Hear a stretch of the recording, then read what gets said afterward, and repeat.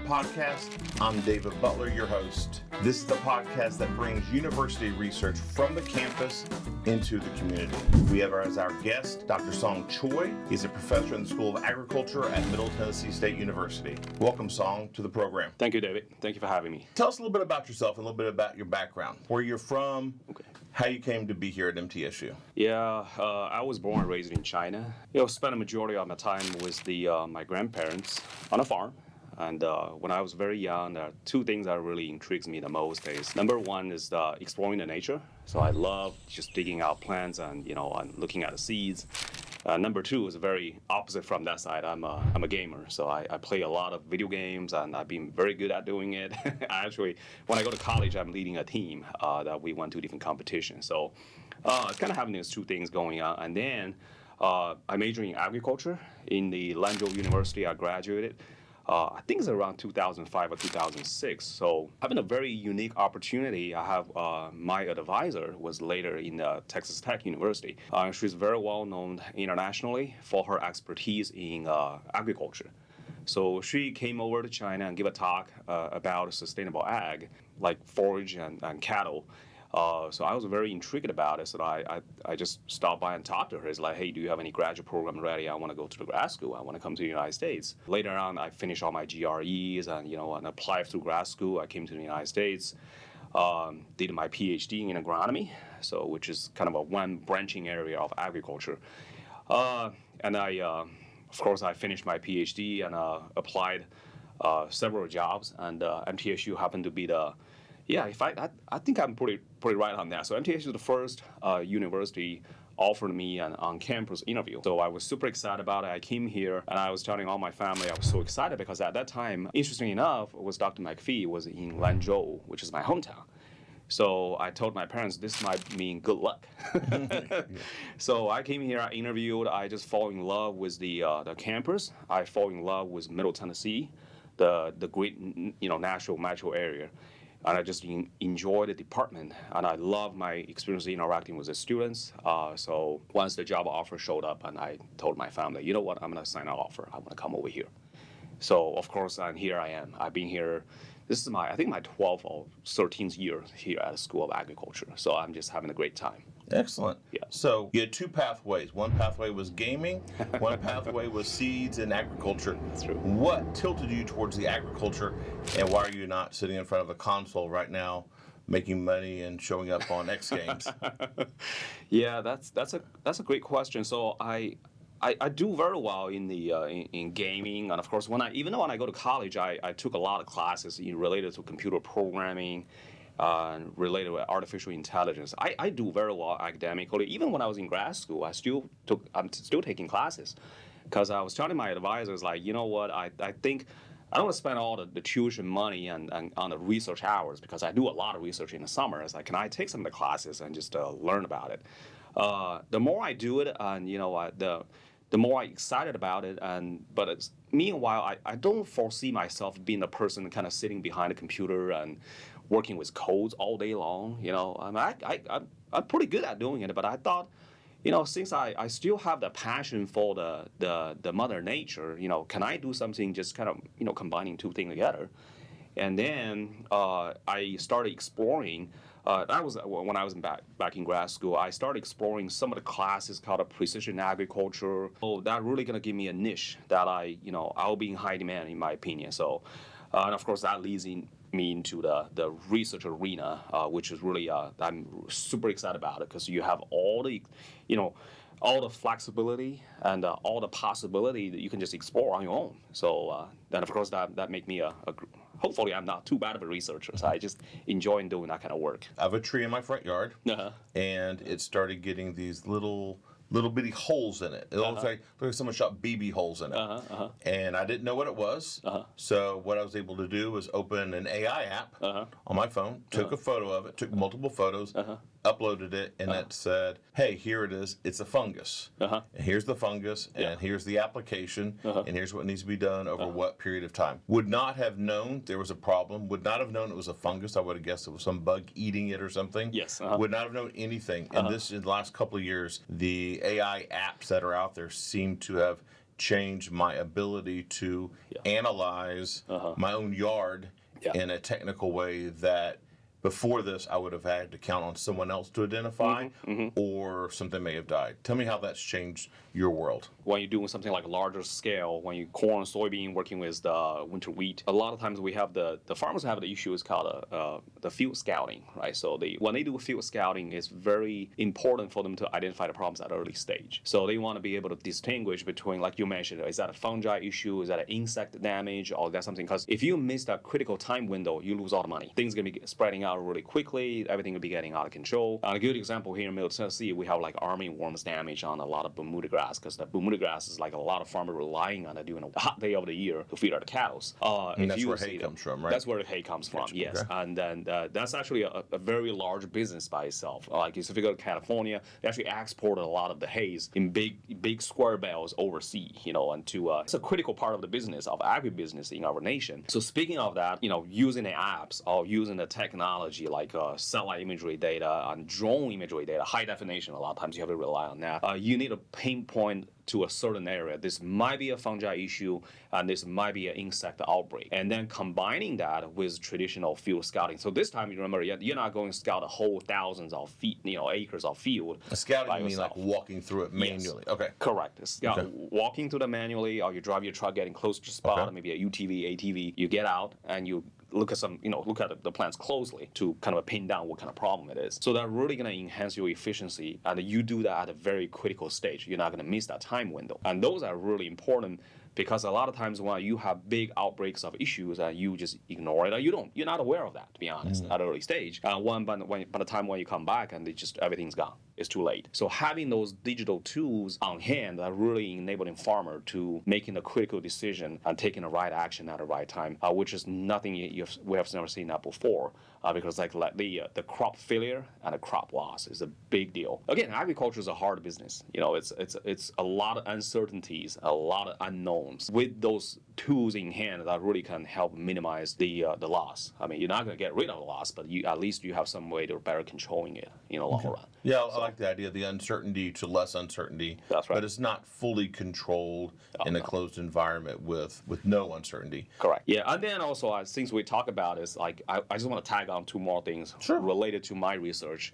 Will be one of them is organic agriculture, which you are aware of that we just received our largest funds from USDA and NIFA and working with organic agriculture, organic perennial grain production. That's one of my passion always. How do we produce healthy food relying on less amount of chemicals? Okay, so tell us what organic is versus what organic is not. Because I know a lot of us see the labels, they're more expensive, they seem to be. Yeah. But you also hear other people saying, well, that's just a made-up label. How do you know what's in it? A lot of people have seen those, I call those buzzing words like organic ag, sustainable ag, and a lot of people want to think about homestead farming. It's kind of, the definition are really kind of murky. I was telling people the most easiest way to think about it, if you go to Publix or Kroger, you will see stuff like a certified organic with a USDA logo on it. Once you have that stamp on it, it's certified organic. So when I'm talking about the context of organic, it has to be certified, a USDA certified organic agricultural production methods.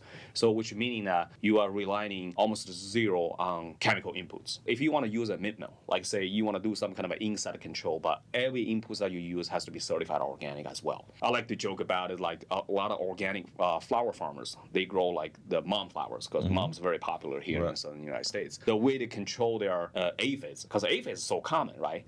Without relying on very strong chemicals, it's very hard to control them. But there are ways to do that in a very gentle manner. But you have to do that over time. It's really using the plant extracts to control those aphids outbreak. Now, funny enough, the plant's extraction actually coming from the moms itself.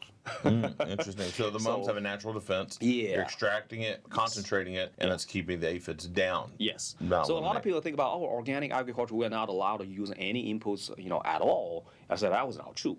You have to use certified organic inputs. That's fine. Even just applying compost. Because you cannot use chemical fertilizers, but you can apply compost. But you have to follow stringent USDA and OP practices. You have to do that in a certain manner. You have to incubate in a certain amount of time, reaching a certain temperature for so many days, and then you are okay of using that. So compost has to get hot in that steamy stuff. Yes, has to be hot enough. Anyhow, so there's a holistic regulation framework out there that's defining organic ag. It's it's a very clear line between organic and versus organic.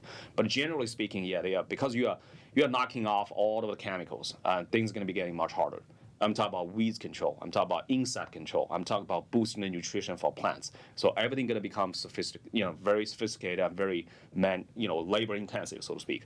So of course you see the prices reflected on that too. So you walk into Publix. Yeah. You go grocery store shopping. You like tomatoes. Yes. Here's organic tomatoes. Here's non-organic tomatoes, traditional tomatoes. Organic tomatoes are 30% higher. Yeah. Which one would you buy and why? That's a great question. Before I spent a lot of time in working with organic ag, I would say personally to myself, I would probably go for the lower price version. Because I don't at that time, because like I said, I'm from China. We use a lot of chemicals and chemical inputs, and of course spent 8 years in Texas. You know how that goes, and everything large scale. Everything, all the chemical companies, I mean, they are making a killing because their product is so productive, like a Roundup Ready, cotton. And I kind of getting used to that. And I thought, this is fine. I'll just go for the cheaper one. But once I spent time, learning organic ag and conducting research projects, working with organic production methods, I started to appreciate the value. You talk about like 30% higher. To me, that's, and now I think about it, it's probably not even high enough, because you got to really think about the labor that goes into it, the care that goes into it, really worth that value. So right now, if you ask me, do I buy organic or inorganic, of course I would go for an organic route. Okay. It's just you feel comfortable. You don't worry about those chemicals staying in there because, just a good example, if you inorganic tomatoes, you can get by with harvesting them, they are green and firm. And then you put ethylene in it just to force them to ripen in a storage container, and boom, they're ready, they're on the shelf. Is that the same stuff they use for bananas too, right? Yes. So people don't understand, let's let them know that you can actually harvest a crop green. Yes. Put it in an 18-wheeler truck or a container on a boat. Yeah. Fill it with ethylene gas. Yes. And that gas ripens. So most bananas that are picked in Central and South America are picked green. The whole thing's green. Absolutely. They're put in the container, and that gas is in there, and they ripen to that yellow-green state by the time they make it to your grocery store. Yes. So when you eat it, it didn't ripen to that yellow state. Yes. It was picked green, and so the fruit in it is still not quite mature all the way through. Yes. Yes. And so they do the same thing with tomatoes and what other crops? Oh yeah, absolutely. The other example I can think of. This is a great example. When I go to Publix or Costco, when I pick a bag of potatoes, my family, we love potatoes, by the way. And, a lot of people think it's now healthy. No, potatoes, one of the most healthy plants. Only reason, very high in protein and carbohydrates, because back to the old days when we rely on the carbohydrates to providing all the energy that we can work. A lot of people blame me on potatoes. This is not healthy, because when you think about a potato, first thing you think about is like French fries, right? And here's something a less known fact. Or potato chips. Yeah, potato chips. And either one of them, and the majority of this energy goes into the potato chips or the French fries, actually coming from the way we cook them, the oil, right? The way we process them, and then making them less healthy. Those are fantastic crops, and they are tuber crops. Here's the way I pick it. So when I go to Costco, my wife go with me on do grocery shopping. I'm like, honey, let's pick the bag with the most amount of sprouts in it. Because you look at a potato, you see the sprouts those from the eyes. Yeah. I always avoid those stuff. Like they're kind of squishy and they look like something out of Halloween. Correct. Yeah. A lot of people's like, oh, I don't like the look. I said, this is not fresh. I like, this is counterintuitive. I told them, if you see some sprouts coming out of it, it's a good sign. Why? Because that meaning either the farms, produce all these potatoes, they put a less amount of chemicals on it. So actually primarily use we call them the sprouts inhibitor. So those are chemicals that goes in it to prevent them from sprouting. And actually one of my students told me that one time he bought some cheap potatoes in a bag and there are no sprouts in it, and he soaked that in water versus the other one already got sprouts coming out. He can clearly see the other one bubbles, and he can smell some chemicals coming out of it. So of course, because you got to think about it's a living tissue, right? Like you're putting lotion on your body or skin, they're gonna your body gonna absorb it into your body. So the potato, same story. Like I said, I like to pick the one with the sprouts on it because I feel more comfortable. I feel there's less amount of chemicals. They might still use some, but if it's certified organic, couldn't use it for sure. But again, that raises up the problem. Like if somebody ship out a potato all the way from Idaho all the way here into Tennessee, they might sprout all entire bag. Nobody want to buy it. So that's really a kind of like a consumer understanding and consumer science fact that goes in it. People are used to things that they've seen in the grocery store, and they're not aware of what's good versus bad out there. So that takes some time to convince them. Yeah, I've noticed that with oranges. a lot of people look for the largest and brightest. Yeah. You look at that, but often when you taste it, it doesn't have much flavor. That's right. But then there's these kind of ones over there that are kind of mottled in color, a little orange, a little green, a little That's brown. right. They look like they're Yeah.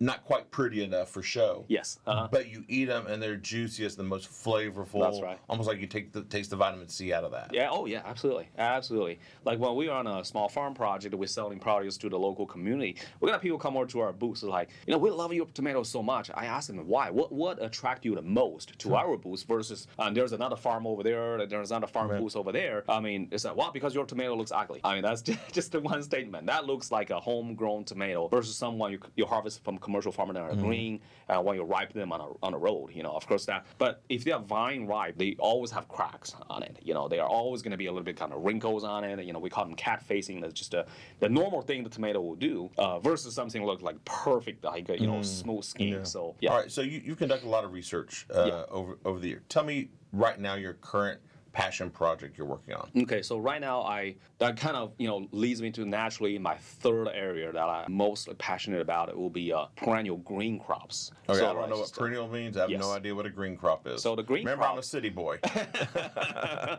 thought you were spending in a rural area in Texas so many years. I've driven through rural areas of Texas between cities. Okay, let's cut that. Yes. So for green crops, you're looking at generally speaking, we group the crops into the big green versus small green crops. Okay. So the big green crops we're looking at, we don't call them big green because those are the green crops that have like corn and soybean.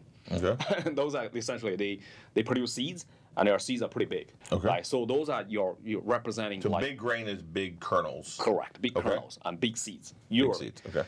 And then the second category we call them small greens. Okay. Small green crops. So essentially those including a lot of grasses, a lot of grass seeds like rice, right, wheat. And those, barley, and those you look at the seeds that have small kernels, smaller green sizes, and those are why we categorize them as green crops. Okay. So my next passion, again, that falls into most of the green crops are annual, which means that they finish their life cycle within 1 year. Okay, so annual means every year they disappear. So annual is like their age, 1, 1, 1, 1, 1. That's right. And perennial is the opposite, which means they come back and they get age 1, 2, 3, 4, 5. There you go. You got it. So that's the. I always get those mixed up.